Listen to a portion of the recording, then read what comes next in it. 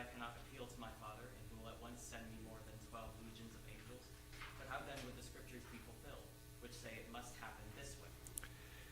At that hour, Jesus said to the crowds, Have you come out with swords and clubs to arrest me as though I were a bandit? Day after day I sat in the temple teaching, and you did not arrest me. But all this has taken place so that the scriptures of the prophets may be fulfilled. Then all the disciples deserted him and fled. Those who had arrested Jesus took him to Caiaphas the high priest, in whose house the scribes and the elders had gathered.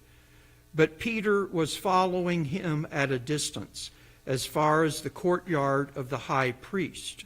And going inside, he sat with the guards in order to see how this would end.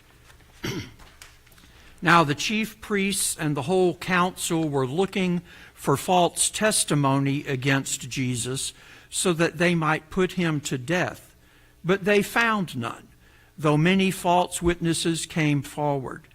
At last 2 came forward and said, This fellow said, I am able to destroy the temple of God and to build it in 3 days. The high priest stood up and said, Have you no answer? What is it that they testify against you? But Jesus was silent. Then the high priest said to him, I put you under the oath before the living God. Tell us if you are the Messiah, the Son of God. Jesus said to him, You have said so, but I tell you, from now on you will see the Son of Man seated at the right hand of power, and coming on the clouds of heaven. Then the high priest tore his clothes and said, He has blasphemed. Why do we still need witnesses? You have now heard his blasphemy. What is your verdict? They answered. He deserves death. Then they spat in his face and struck him, and some slapped him, saying, Prophesy to us, you Messiah. Who is it that struck you? Now Peter was sitting outside in the courtyard. A servant girl came to him and said, You also were with Jesus the Galilean. but he denied it before all of them, saying, I do not know what you are talking about. When he went out on the porch, another servant girl saw him, and she said to the bystanders, This man was with Jesus of Nazareth. Again he denied it with an oath. I do not know the man. After a while, the bystanders came up and said to Peter, Certainly, you are also one of them, for your accent betrays you. Then he began to curse, and he swore an oath. I do not know the man. At that moment, the cock crowed. Then Peter remembered what Jesus had said, Before the cock crows, you will deny me 3 times. and he went out and wept bitterly. When morning came, all the chief priests and the elders of the people conferred together against Jesus in order to bring about his death. They bound him, led him away, and handed him over to Pilate, the governor.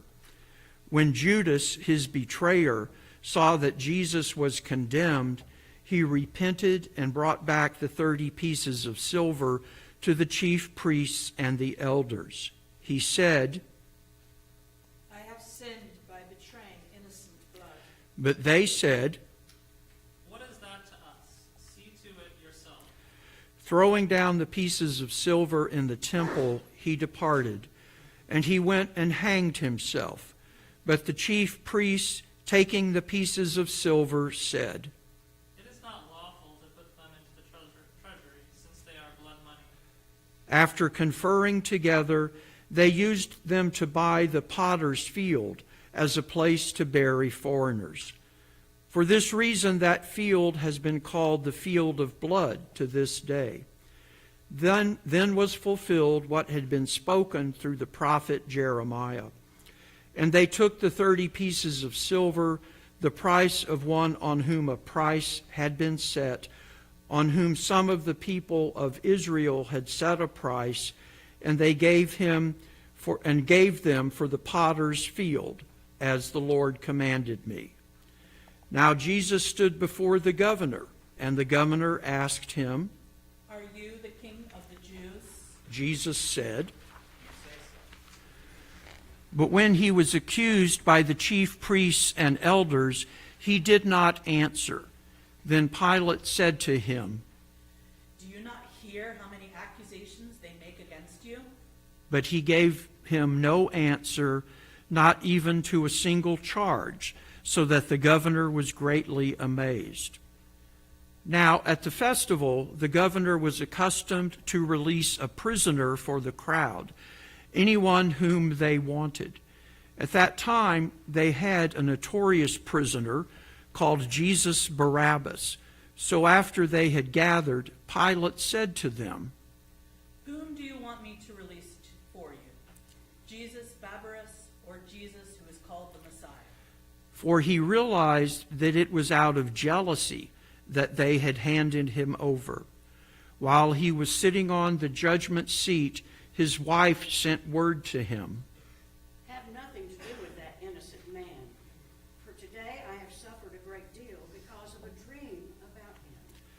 Now the chief priests and the elders persuaded the crowds to ask for Barabbas and to have Jesus killed.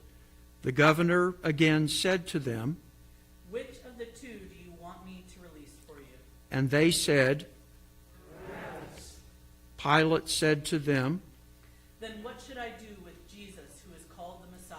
all of them said, Let him be crucified. then he asked, Why? What evil has he done? but they shouted all the more. Let him be crucified. So when Pilate saw that he could do nothing, but rather that a riot was beginning, he took some water and washed his hands before the crowd, saying, I am innocent of this man's blood. See to it yourselves. Then the people as a whole answered, His blood be on us and on our children. So he released Barabbas for them, and after flogging Jesus, he handed him over to be crucified. Then the soldiers of the governor took Jesus into the governor's headquarters, and they gathered the whole cohort around him. They stripped him and put a scarlet robe on him, and after twisting some thorns into a crown, they put it on his head. They put a reed in his right hand and knelt before him and mocked him, saying, Hail, King of the Jews. They spat on him and took the reed and struck him on the head. After mocking him, they stripped him of the robe and put his own clothes on him. Then they led him away to crucify him.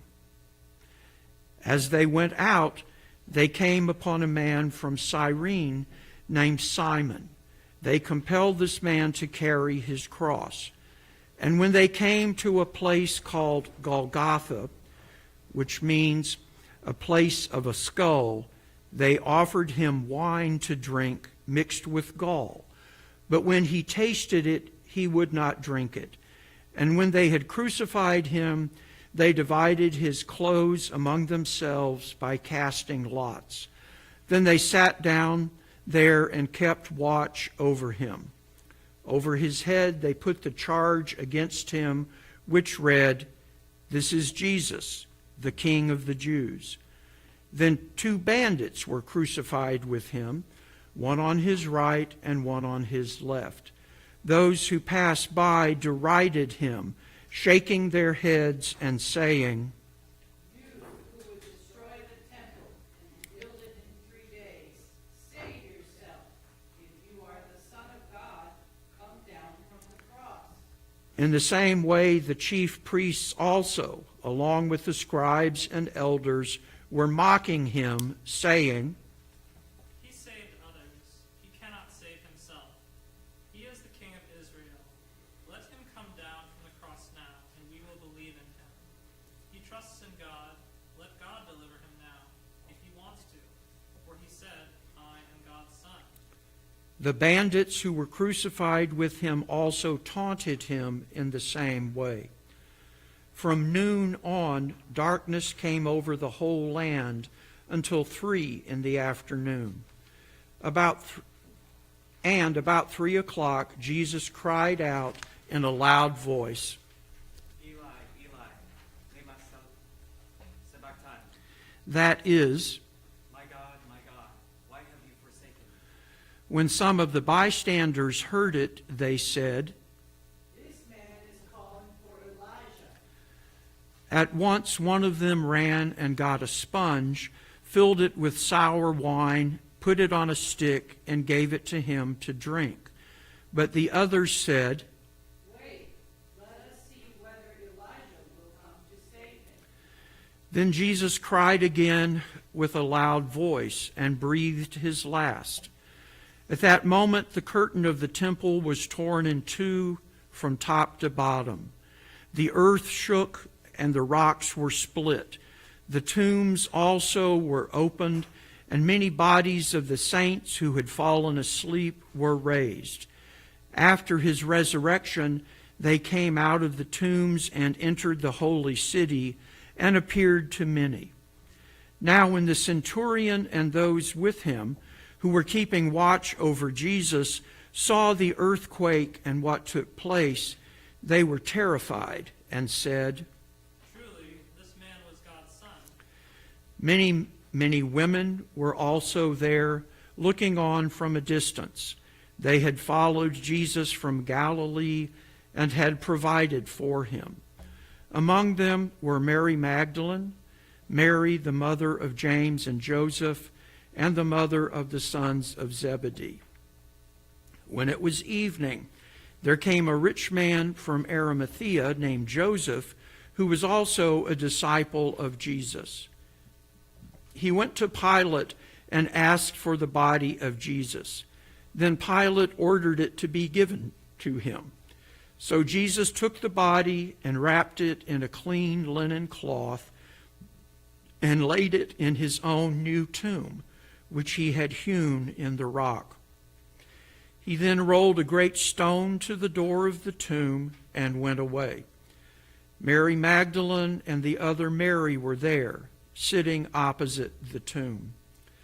The next day, that is the day of preparation, the chief priests and the Pharisees gathered before Pilate and said, Sir, we remember what that impostor said while he was still alive.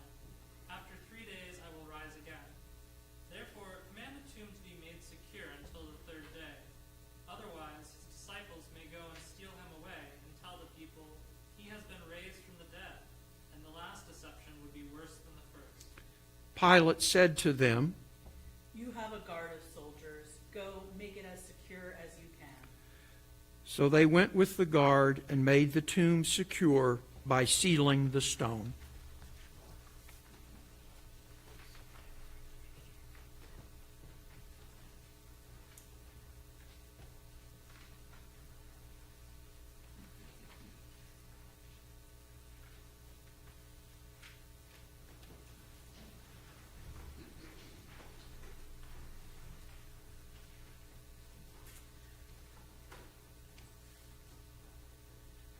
Many years ago, I had an opportunity to go to Israel and Palestine.